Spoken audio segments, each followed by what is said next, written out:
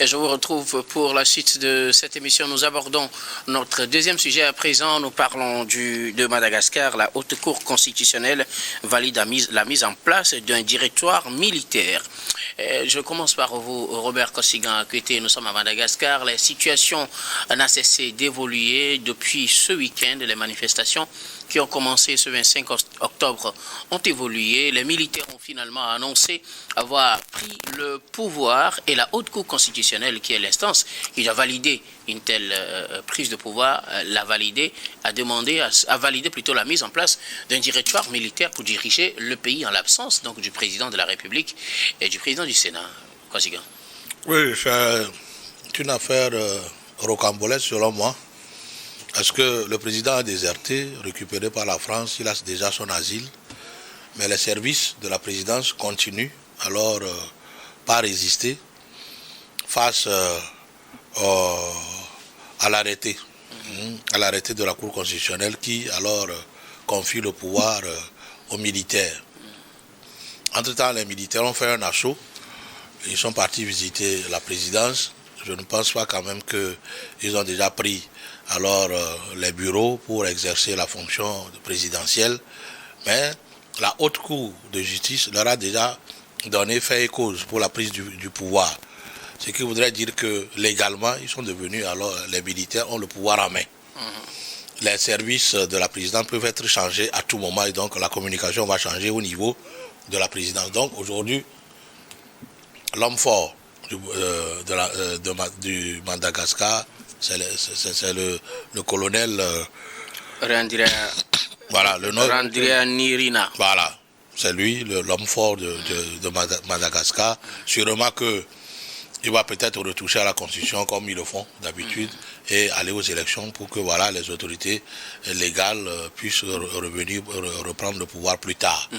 Et donc, quoi qu'on dise, il y a déjà un nouveau patron au Malgache. Le président le sortant ne peut plus revenir prendre son siège puisque la Cour constitutionnelle a constaté son absence et a mis quelqu'un à sa place. Donc, le coup d'État est donc consommé. Consommé, légalisé même, c'est terminé. Voilà. La page du passe président est finie, tournée, c'est terminé. Est-ce qu'il n'y a pas un problème de loi que d'abord l'Assemblée nationale vote la destitution du président, destitution de griffe du président, le président qui avait auparavant déjà dissous cette Assemblée nationale. Dans ce flou, les militaires annoncent avoir pris le pouvoir et la Haute Cour constitutionnelle, qui devrait normalement rétablir l'ordre, décerne plutôt le pouvoir aux militaires. Oui, je pense que aujourd'hui, il appartient aux nouvelles autorités de Madagascar de décider du sort de l'Assemblée nationale et des autres structures institutionnelles. Oui, mais en attendant d'y arriver, la démarche même qui permet à la Haute Cour constitutionnelle d'approuver ou de valider la mise en place de ce directoire militaire, est-ce qu'elle est logique et légale selon vous? Vous savez, nous ne sommes pas au Madagascar. Sûrement que c'est la pression des armes et de la rue qui ont poussé alors la Cour constitutionnelle à légiférer, confier le pouvoir aux militaires pour faire court. Maintenant, il appartient aux militaires de décider laquelle des institutions il faut garder et laquelle il faut dissoudre. Voilà. Merci beaucoup. À vous, Robert Kosigan-Akwete. Credo Tété, finalement, les militaires ont le pouvoir et c'est de façon claire légitimé par la Haute Cour constitutionnelle qui a approuvé la mise en place de leur instance pour diriger le pays. Oui, je crois que le communiqué de la Haute Cour constitutionnelle a été clair. Le communiqué publié hier mardi dit clairement la constatation de la vacance des postes de président de la République et de président du Sénat.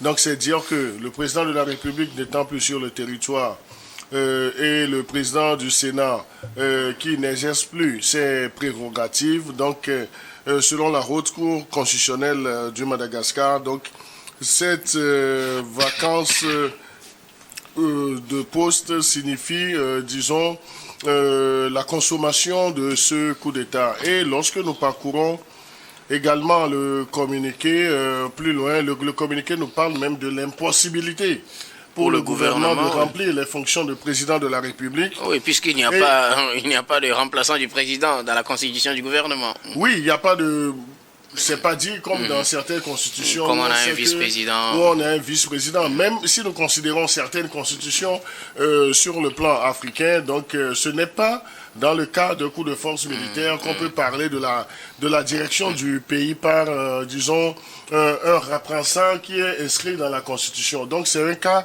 assez spécifique. Et je crois que le fait même que cette haute cour constitutionnelle ait invité le colonel Michael a exercé ses fonctions de chef d'État, donne la consommation réelle de ce coup d'État. Donc, même si les services de communication de l'ancien président essaient de jouer à la résistance, donc je crois qu'avec ce communiqué publié hier par la Haute Cour constitutionnelle du Madagascar, le sort est assez scellé. Donc, c'est définitivement scellé pour le président, l'ancien président, on peut l'appeler. Donc, quitte maintenant à ce directoire militaire de dépoussiérer la maison et puis de se mettre réellement au travail pour un transfert pacifique du pouvoir aux civils en organisant des élections. Ça, également, il y a un point d'interrogation. Est-ce qu'ils seront pressés, est-ce qu'ils feront diligence pour organiser dans un bref délai les élections? Donc je crois que la jouissance du pouvoir aussi est une contagion. Donc il va sans dire que nous partons vers des lendemains incertains sur le plan politique du côté du Madagascar, mais quitte à ce que les organisations internationales, notamment l'Union africaine, puissent jouer sa partition pour ramener l'ordre constitutionnel en invitant ce directoire militaire en symbiose avec les jeunes qui sont descendus dans la rue, avec les organisations de la société civile et les acteurs politiques, à réfléchir rapidement sur le modèle politique qu'ils voudraient dorénavant au Madagascar. Merci beaucoup, Credo Tété. Robert Kossiguen, que dire de cette forte mobilisation depuis le 25 septembre? Je rappelle que tu étais parti d'une mobilisation contre les conditions difficiles, conditions où il y a un manque d'électricité, manque d'eau, c'est les deux principales qui ont poussé les manifestants à sortir dans la rue, à demander de meilleures conditions de vie. Et puis finalement, la cherté de la vie, les problèmes de corruption, tout s'est ajouté. Le président Rajoelina avait demandé un an pour répondre à toutes ces revendications. Mais la mobilisation a finalement eu raison du président. Alors que retenir de cette mobilisation qui, pour le cas de Madagascar, n'est pas la première? On sait qu'il y en a dans plusieurs pays et que ces temps-ci, on en a vu également ailleurs. Oui, c'est vrai que la rue a eu raison du pouvoir du président sortant, du président démissionnaire, puisqu'il a fui le pays. Et donc, il n'a pas démissionné, il a fui le pays. Il a quitté le pays, il a annoncé qu'il était en mission pour trouver des solutions, surtout aux problèmes d'électricité. Voilà, mais je pense qu'à la base, ce sont les problèmes sociaux. Vous savez, quand il n'y a pas d'électricité dans un pays, le commerce, l'industrie, même la fonction publique ne peut pas tourner. Alors les gens vont tourner à perte. Voilà. L'électricité aujourd'hui, c'est l'essence de notre propre vie, l'essence des affaires. En tout, il faut aujourd'hui de l'électricité. Il n'y a pas l'eau.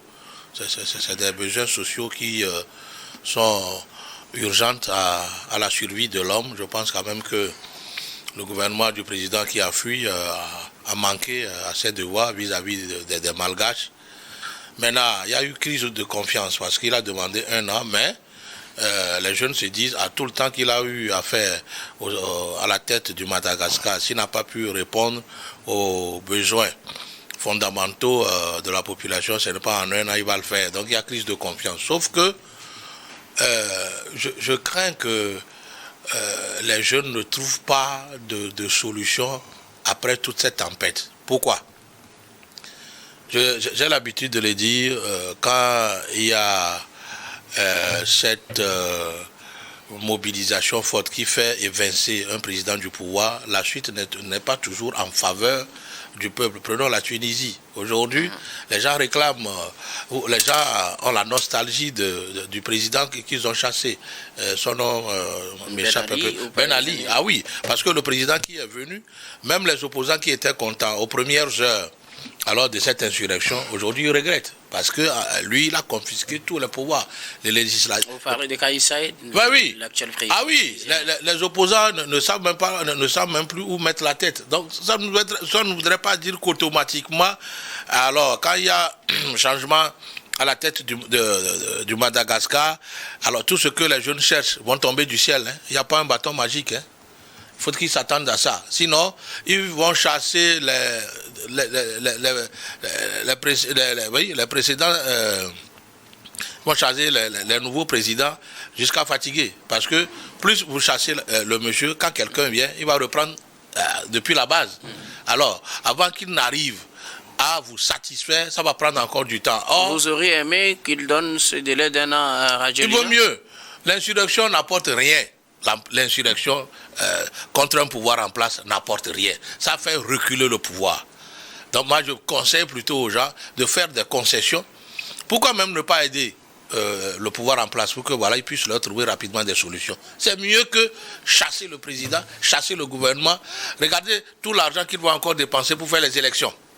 Or, cet argent qu'ils vont dépenser pour faire les élections, pour mettre les institutions en place, si on ajoutait un peu peut-être une partie de leur réclamation, voilà, leur demande peut trouver des solutions. Or, aujourd'hui, on va encore les utiliser pour faire des élections. Avant que les nouveaux patrons ne prennent les rênes de Madagascar. Tout ça là va prendre du temps. Or, les besoins pour lesquels ils ont fait les manifestations seront là en tant que tels. Et il y aura toujours des dégâts. Parce que ce n'est pas parce que le président est chassé, l'électricité va revenir comme par un coup de bâton magique. Non. Donc moi je dis à tous les africains, les jeunes, prenez garde, n'optez jamais pour l'insurrection parce que ça fait retourner le pays en arrière. Merci beaucoup. Voilà. À vous, Robert Kossigan, alors Credo Tété, que dire de cette mobilisation qui, on l'a remarqué, a été très forte à Madagascar, comme on l'a vu dans certains pays également, mobilisation qui finalement a poussé les militaires du CAPSAT à entrer en jeu, à apporter d'abord leur soutien aux manifestants, à appeler les autres à se rallier à leur cause, puis finalement, ces dernières heures, c'est-à-dire déjà en ce début de semaine, lundi, mardi, avec leur prise effective du pouvoir. Oui, il faut dire que cette mobilisation soutenue par cette jeunesse a finalement eu raison de l'ancien président malgache qui a dû débarrasser le plancher. Je crois qu'au-delà de la spontanéité, même de l'endurance, de la résistance de cette mobilisation, l'ancien président malgache a prêté le flanc. Il a prêté le flanc parce que il n'a pas respecté des consignes ou bien des dispositions des consensus qu'ils avaient trouvés parce que selon les informations, lorsque ça avait commencé, donc on lui avait déjà donné une première fois ce bénéfice du doute avec un de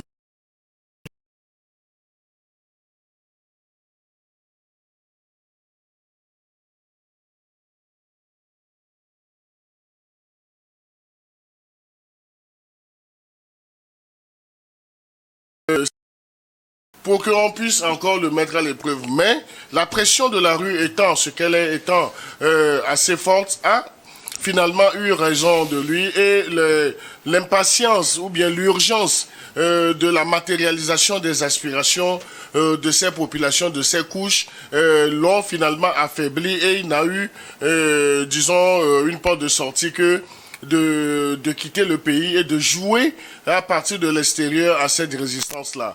Et vous savez, l'apport des militaires a été aussi capital pour ces mouvements de jeunesse, parce qu'à un certain moment, si les militaires n'étaient pas rentrés en jeu, je crois que les mouvements de rue allaient se dérouler, mais allaient finalement déboucher sur une table de discussion pour une seconde fois. Il nous en souvient même que l'ancien président malgache avait fait cette main tendue-là. Cette main tendue aurait pu prospérer avec, disons, des hésitations, si les militaires n'étaient pas rentrés en jeu. Et je crois, les militaires aussi sont rentrés en jeu, donc ces militaires ont su également profiter d'une situation, parce que ce n'est pas la rue qui va prendre le pouvoir. Mais lorsque le pouvoir est dans la rue, les militaires s'en accaparent assez facilement.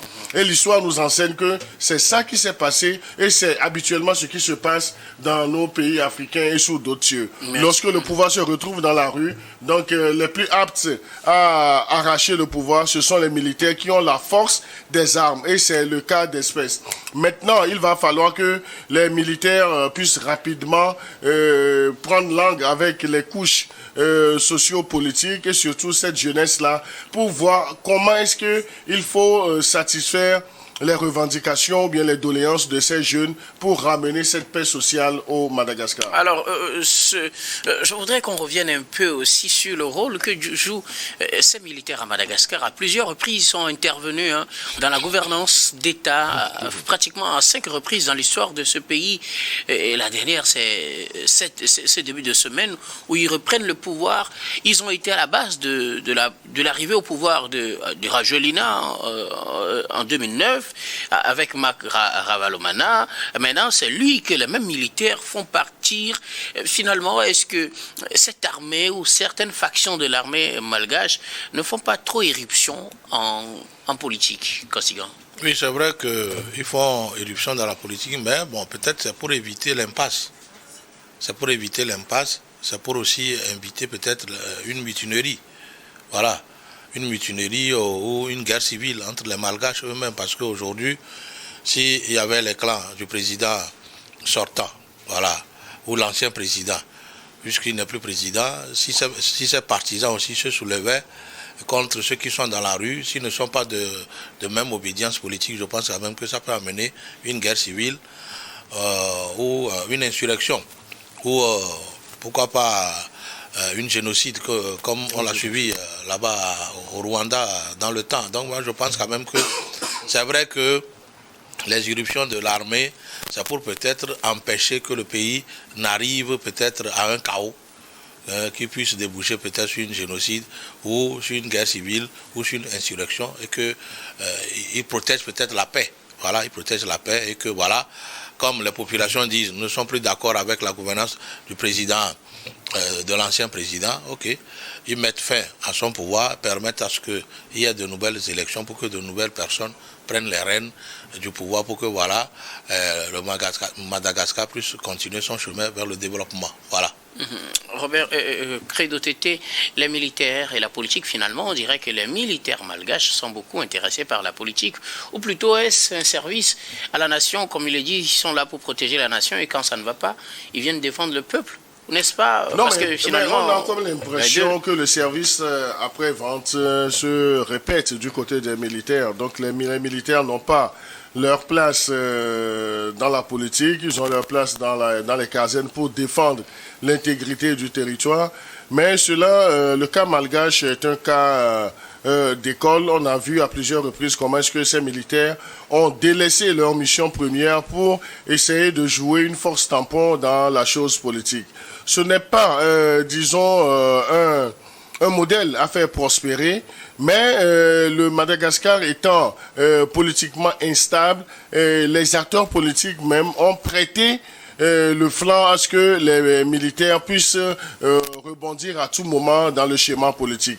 Donc à partir de cet exemple-là, et vous allez voir même que les mouvements des jeunes, ou bien les jeunes qui étaient dans les rues à un certain moment, ont fait appel à ces militaires-là, parce qu'ils savent que si c'est la contestation uniquement par les rues, donc le président, l'ancien président malgache n'allait pas céder, donc ils vont végéter, ils vont mettre la pression au maximum dans les rues. Et l'endurance même qu'ils ont expérimenté, c'est ça qui a poussé les militaires à entrer en action. Mais est-ce qu'il faudrait encourager cette éruption des militaires continuellement dans un processus, dans un schéma politique? Donc c'est la grande interrogation. Parce qu'on a comme l'impression que les militaires malgache joue à tout moment de la récupération.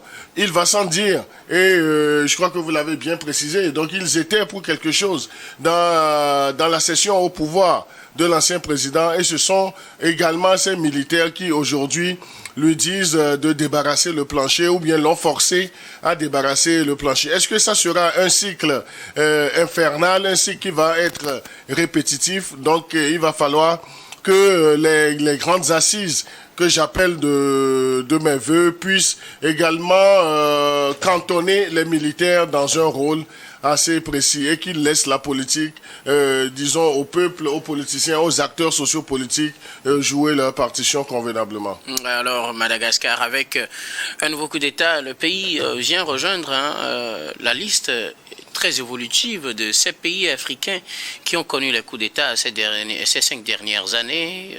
Est-ce que ça risque encore d'encourager d'autres manifestants ou d'autres situations sur le continent selon vous? Oui, quelque part aussi, moi je pense que c'est aussi la faute des partis politiques. Si les partis politiques qui sont représentés à l'Assemblée nationale et au Sénat portaient alors les aspirations profondes des populations et les défendaient vis-à-vis du gouvernement, je pense quand même que même s'il y a contestation, les jeunes ou la population alors vont consulter ou seront à la solde des partis politiques qui vont décider du devenir du pays.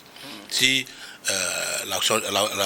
l'Assemblée nationale fonctionnait très bien, tenait compte alors des besoins des populations et l'exprimait, les mettait alors dans leur projet de loi et tout, si le Sénat aussi défendait alors la cause des populations, des jeunes et tout, je pense quand même que si il y a même il arrivait à avoir insurrection, ils seront suspendus alors aux directives des partis politiques, voilà, des députés et tout, que